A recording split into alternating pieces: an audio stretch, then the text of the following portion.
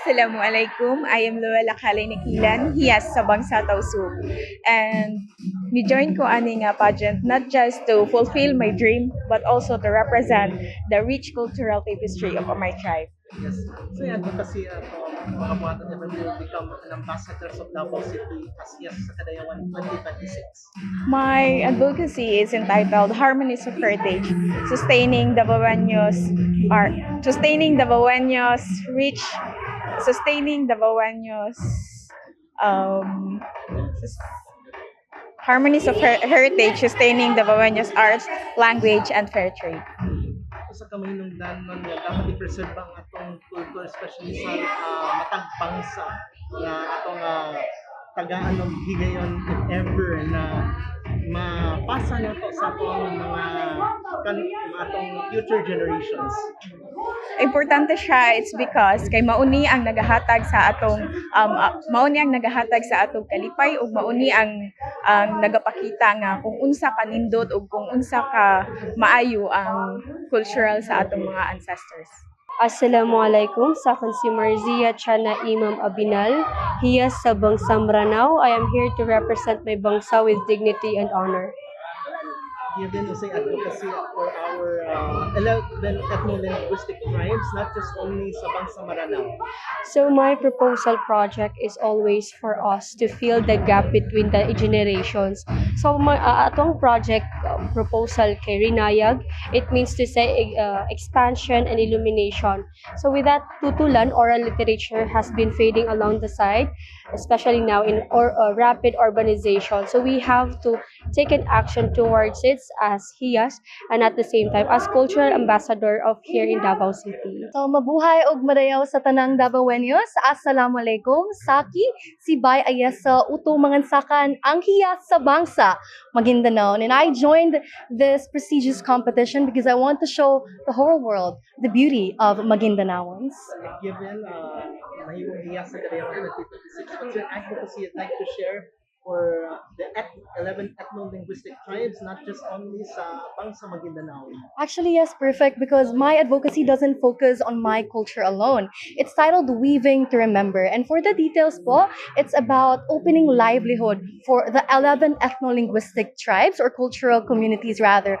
So through our weaving skills, ipas on nato sa tong new generation ang atong kabaluhan, ang mga artisans sa bawat matag usa nga tribo. Og it's not just that, aside from the fact that we're opening livelihoods, we're also actively promoting for the sustainability in the fashion industry and also uniting the 11 ethno-linguistic tribes. Madigal salam kanita langon, sakan si Bia Maryjoy Antique, gikan sa tribong Bagobo, Tagabawa. Niapil ko sa hiyas sa Kadayawan, dili lamang para i-present akong kaugalingon, kundi para sa akong tribo, para ma-showcase namo kung unsa kanindot ang tribong Bagobo, Tagabawa. Given what's your advocacy that you would like to share, not just only sa Bagobo, Tagabawa, but also sa 11 ethno-linguistic tribes po, given na mahimo kang buhon iya sa Kadayawan 2026. Okay. Ang pinakanindot man jud nga platform or advocacy is to strengthen the unity of different tribes here in Davao City, or rather the cultural community, kay pinaagi sa ato ang pag-unite, mas strengthen nato ang atong identity kung unsa man ang ato ang cultural community, and para ma-preserve po nato kung unsa ang mga gibilin sa atong mga katigulangan nga naa Japon hangtod karon, para mapakita nato sa uban na ingani dai kanindot ang ilahang tribo. Assalamualaikum sangkaruko. Ako si Jamaica Angon Prado, and I joined here sa Kadayawan not only to bring the colors of my bangsa, the Bangsa Kagan, but also to carry its voice. Today, many indigenous languages are less spoken and less documented. Thus, I chose to join this, to use this platform to champion an advocacy that's close to my heart, which is Piaglongan ko, preserve ako, because we know that the language or our Piaglongan is the core and the beating heart of our bangsa. Shukran. Yes. So what is important para sa imo ang advocacy and also ma-preserve ba ang ato ang kultura gikan sa atong mga ancestors, not just only sa Bangsa Kagan but also the other ethno-linguistic tribes na exist diri sa Davao? Yes, that's right. Even though my advocacy focused on Bangsakagan because, fun fact, Kinagan is actually labeled as endangered and threatened language. But language problem is not just only a Kagan problem. It's also a problem of other ethno-linguistic tribes. Thus, I believe when we strive to do advocacy for language empowerment, it will also preserve not just the language itself, but also the oral histories, the knowledge systems, and the practices of every ethno-linguistic group. Mopian Maaldo. I am Christine Faith Panjagawilan. I joined HIAS Sakadayawan because I want to show to the people how vibrant our culture is. The other face, kumbaga, of the indigenous people, syempre because indigenous people are always tagged ignorant or because of the struggles that we face. Through this HIAS Sakadayawan, I want to show to them that we are rich in culture. Thank you. So may advocacy for if ever koronahan na siya sa Kadayawan 2026, not just only sa Matigsalog tribe, but also you also represent the 11 ethno-linguistic tribes sa Davao City. Okay, my advocacy focuses on the integration of scientific knowledge and indigenous or moral knowledge. Since I want to highlight the building of an interface between the scientific knowledge and the traditional knowledge. I want these both systems of knowledge to be valued, shared, and practiced in order to solve the real world problems. Assalamualaikum warahmatullahi ta'ala wabarakatuhu. My name is Sirihaya Alimpang Usman, Hias sa Bangsa Renun. So I am joining this pageant not just a representation of my tribe. It is more than that. It is because I want to show to all Davaoeños and the Mindanao rather, that the 11 tribe ethno-linguistic is through this pageant is strengthening in order for us to showcase it, it is since it is approved that Davaoeños has a lively culture as well as the united community.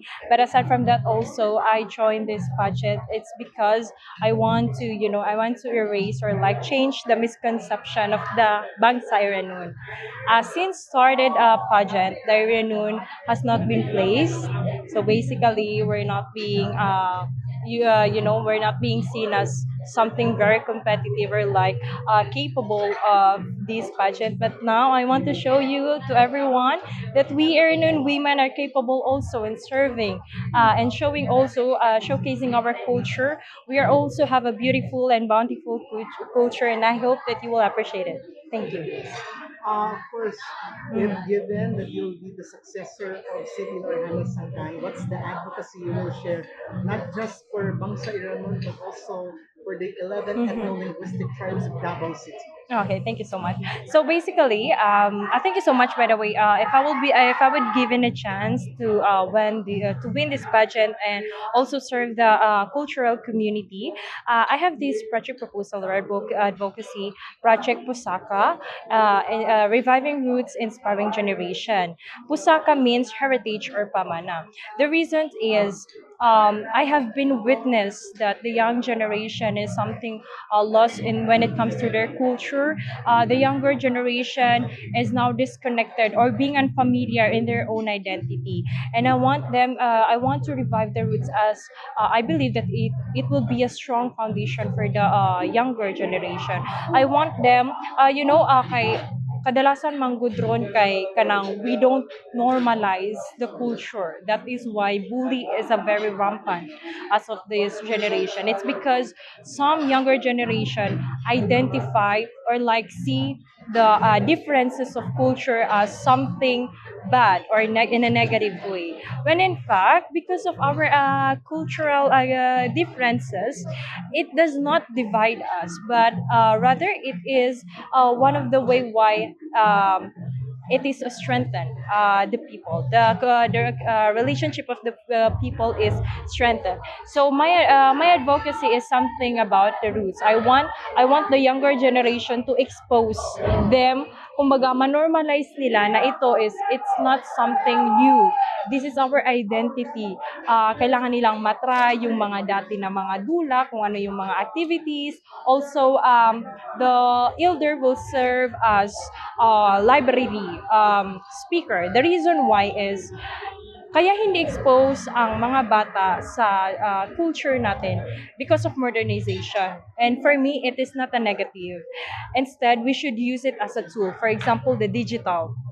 We should use it as a tool for them to expose and revive, so that the younger generation can be proud for who they are, for their identity.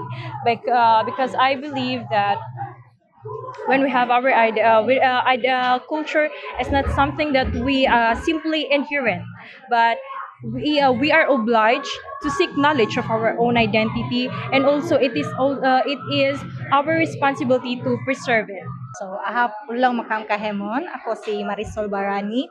And then I decided to join the CHES sa Kadayawan 2026. It's because I want to be a voice for my people. Also, it's a way to preserve our tradition, our maritime heritage, and our cultural preservation. It is also important kasi na ma-preserve yung culture namin because it's our way of life. Yan po. Also, advocacy that you will implement it ever given, you will be the ambassadors and the successor of City ng Sangkaan, not just only sa Samar tribe, but also for the 11 ethno-linguistic tribes in Davao City. Yes, my advocacy is all about the sea cleanup and also boat making. This is open for all who wants to willing mag-join ng craftsmanship, banig weaving, and also sea cleanup. It's open for volunteers here. Usually, ginagawa na namin itong youth volunteer sa amin. Ang problema na lang is to improve, hindi to improve, maging better lang. To have supplies, ganong materials, like that. Mopian Aldo kaniyo langon kadi si Laha Leslie J Nicolas Manambay, and nganong nganong ni appeal ko ani nga Hiyas Kadayawan 2026. It is because gusto ko nga mahimong eye opener or kanang voice sa akong tingog ko sa amo ang tribo, and then kanang ipakusgan o ma-preserve nako ang amuang culture o amuang heritage. That's all. Thank you. So, advocacy ipatuman ever you will be Hiyas sa Kadayawan 2026, dili lamang sa tribo ata, but for the 11 ethno-linguistic tribes of Davao City. Yeah, ang akong advocacy is RRP, which means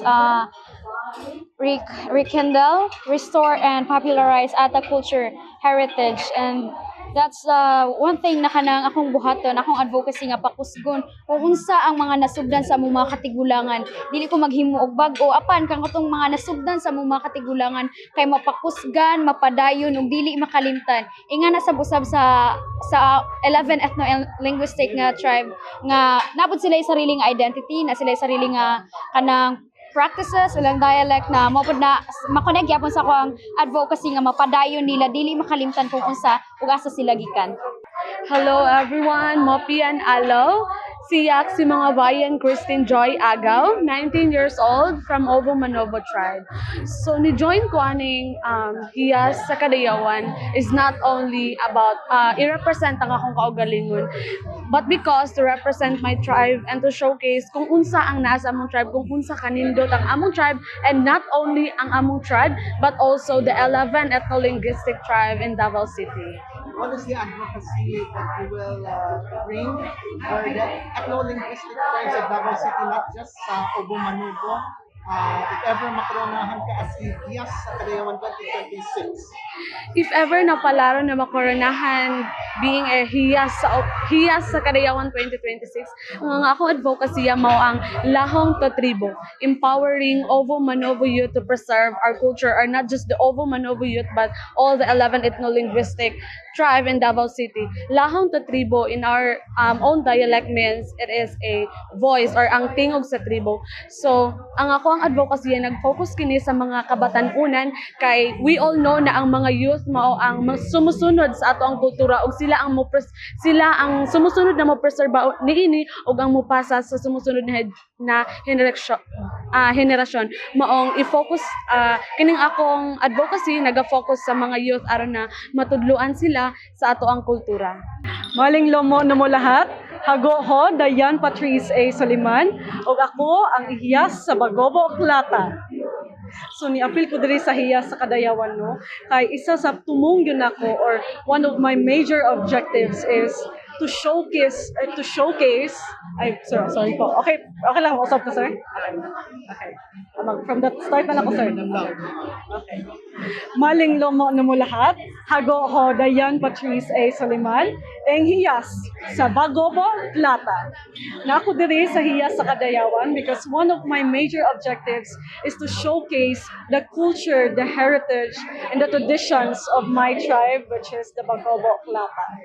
So si advocacy na to, it is you be proud as the Hiyas sa Kadayawan 2026. Now, my advocacy is called or is named Project Mulo, Propagation and Saving of Indigenous Plants Used as Natural Dyes.